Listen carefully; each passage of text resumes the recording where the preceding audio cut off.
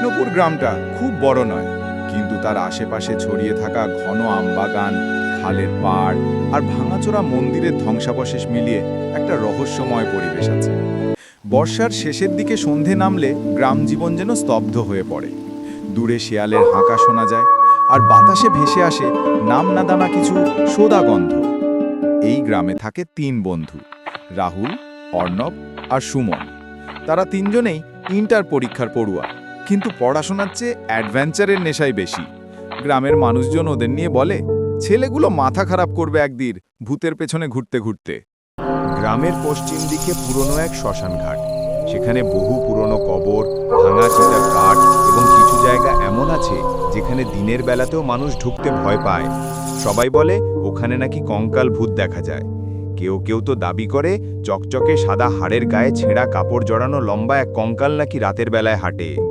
অত সব কঙ্কাল টঙ্কাল বলে কিছু হয় না, মানুষের ভয়েই এসব তৈরি। কিন্তু অর্ণব এতটা সাহসী নয়। সুমন মাঝামাঝি, ভয় পায়, তবু বন্ধুরা ডাকলে পিছিয়ে যায় না। একদিন বিকেলের শেষ দিকে তারা তিনজন চায়ের দোকানে বসে গল্প করছিল।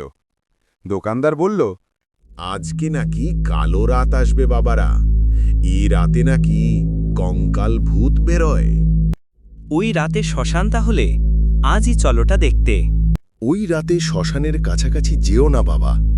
কালো রাত মানে এমন রাত যেদিন বাতাসের শব্দেও আত্মা নড়ে ওঠে। তিনজন একে অন্যের দিকে তাকালো।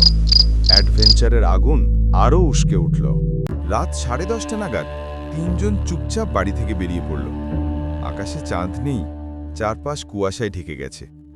বাতাসে কিছু একটা অদ্ভুত গন্ধ। অর্ণব বলল, গন্ধটা কেমন লাগছে? ধূপধুনোর মতো, কিন্তু পচা গন্ধও আছে। ভয় পেলে এখনই ফিরে যা। সুমন ওদের মাঝখানে। তার মনে হচ্ছিল রাস্তার ফাঁকা জায়গাগুলো যেন নিঃশব্দে তাকিয়ে আছে। গ্রাম ছেড়ে শুধু কাঁচা রাস্তা আর শ্মশানের দিকে যাওয়া বাঁকটা বাকি। রাস্তার ধারে বিশাল একটা পিপুল গাছ, যার নিচে সারা বছর প্রদীপ জ্বালানো থাকে। আজকে প্রদীপটা নিভে আছে। গাছের পাতাগুলো অদ্ভুতভাবে কাঁপছিল। হঠাৎ তিনজন থমকে দাঁড়ালো। কে? রাহুল ডাকল। পিছন থেকে কেউ উত্তর দিল না, কিন্তু মাটিতে শুকনো পাতার চাপা মচমচের শব্দ, যেন কেউ হাঁটছে। অর্ণব ফিসফিস করে বলল, আমরা ভুল করছি না তো? চল, আর একটু গেলেই শ্মশান। ওখানে কিছু না থাকলে তোকে দুধ চিনি মেশানো চা খাওয়াবো। এই কথা শুনে সুমন জোরে নিঃশ্বাস ফেলল। পরিবেশটা এতটা নিস্তব্ধ যে তারা নিজেদের হৃদস্পন্দন পর্যন্ত শুনতে পাচ্ছিল।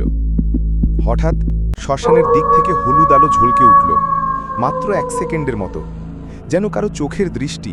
শ্মশানের ভেতরে ঢুকতেই একটা হিমশীতল বাতাস ওদের গায়ে লাগল। মাটিতে পুরনো চিতার ছাই, ধূপকাঠির অবশিষ্টাংশ, ভাঙা মাটির হাড়ি ছড়িয়ে ছিটিয়ে রয়েছে। দূরে একটা বিশাল বটগাছ, গায়ে অসংখ্য লতাপাতা ঝুলে আছে। সেই সময় ঠক ঠক ঠক, হাড়ের ঠোকাঠুকির মতো শব্দ। অর্ণব রাহুলের হাত চেপে ধরল। এটা কি? রাহুল নিজেও ভয় পেয়েছে, কিন্তু সেটা বোঝাতে চায় না। কোনো পশু হবে। শব্দটা এবার আরো স্পষ্ট। ঠক ঠক ঠক। শুকনো পাতার উপর কেউ ভারী কিছু টেনে আনছিলেন। কুয়াশার ভেতর প্রথমে একটা ছায়া দেখা গেল। ধীরে ধীরে সেটার আকার পরিষ্কার হলো। একটা লম্বা মানুষ। ওটা কি সত্যি? কঙ্কালটা ওদের দিকে তাকালো, তারপর ধীরে ধীরে হাত তুলল। তার হাড়ের আঙুলগুলো লম্বা, বাঁকা আর অসম্ভব ঠান্ডা দেখতে। একটা ফিসফিস আওয়াজ শুনতে পেল তারা। মানুষের নয়। সেই আওয়াজে চারপাশের বাতাস যেন জমে গেল। তিনজন দৌড়াতে চেষ্টা করল, কিন্তু পা যেন আটকে যাচ্ছে। বাতাস ভারী হয়ে গেছে। কঙ্কালটা ধীরে ধীরে এগিয়ে আসছে, অথচ বুঝতে পারছিল তারা ওটা মানুষের মতো হাঁটছে না, যেন ভেসে আসছে। রাহুল প্রথমে নিজেকে সামলে নিয়ে বলল। তারা দৌড়ে পালালো। অনেক দূরে এসে বটগাছের কাছে থামল।